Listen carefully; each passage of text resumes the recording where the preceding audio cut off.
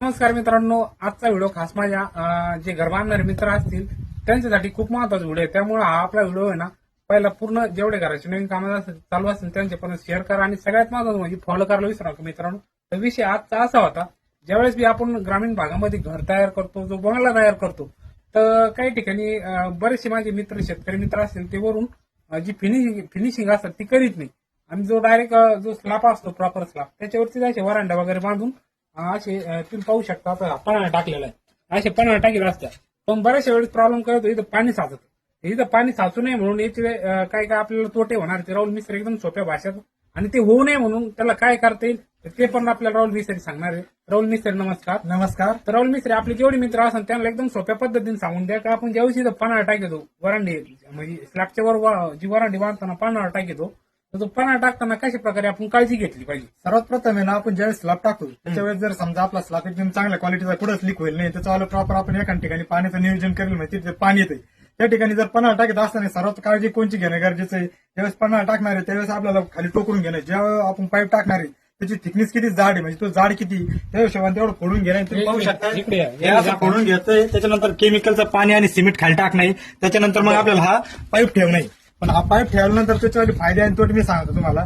ज्यावेळेस आपण हा पाईप टाकणार आहे आणि इथं जर समजा वर टाकले गेला आपल्याकडून, इथं पाणी तुंबलं तर इथं पाणी तुंबल्यामुळे काय होणार आहे, आपला स्लॅब हा मावचर म्हणजे लिकेज होणार आहे किंवा पाणी धरणार आहे. मग जर पाणी जर आपल्या गजाला लागलं तर गज हा मावचर धरणार आहे, म्हणजे त्या गजाची आपल्यावाली लाईफ कमी होणार आहे. लाईफ कमी झालं म्हणजे आपला स्लॅब हा कमजोर होणार आहे, त्याचं आयुष्य कमी होणार आहे. त्याकरता अशा पद्धतीने आपण पन्हाळा टाकून इथं पाणी तुंबणार नाही याची काळजी घेतली पाहिजे, जेणेकरून आलेलं पाणी हे फास्ट बाहेर गेलं पाहिजे, वरती जास्त पाणी तुंबलं नाही पाहिजे.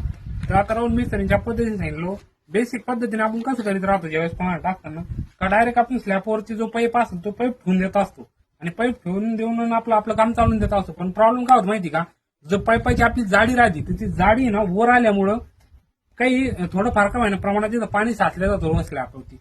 पाणी साचल्यामुळे ज्या पद्धतीने त्यांनी सांगितलं, खालून तुम्ही पाहिलं असं असं वल्ले मावचर झाल्यामुळे आपला कलर बी घाण होतो आणि बाहेरच्या साईडनं सुद्धा जी वरांडीच्या बाहेरच्या साईडनं जर प्लास्टर असेल तिथं पण असे डब्बे येतात, ते पण दिसायला बोगस वाटतं. तर ते होऊ नये म्हणून राहुल मिस्त्रीने आपल्याला कशा पद्धतीने सांगितलं, त्या अशा पद्धतीने तुम्ही ना जेवढी तुमचा जो पाईप असेल दांडगा असेल तेवढं पहिलं आपला स्लॅब आहे ना तो तोडून घ्यायचा आहे. तोडून घेतल्यानंतर पाईप त्याच्यात खाली दाबून टाकायचा आणि दाबल्यानंतर आपल्याला पूर्ण बांधकाम करून घ्यायचं, जेणेकरून त्यांनी सांगितलं ते हिशोबाने टाकून म्हणजे इथं पाणी जिरणार नाहीये आणि हे पाणी आलेलं पाणी बाहेर जाणार. पण ज्यावेळेस तुम्ही वॉटरप्रूफ करणार आहे विटा टाकून त्यावेळेस वर तरी पण टोकरून घ्यायला पाहिजे थोडंसं, पण जास्त नाही टोकरायचं त्याला, म्हणजे थिकनेस जेवढी तेवढी.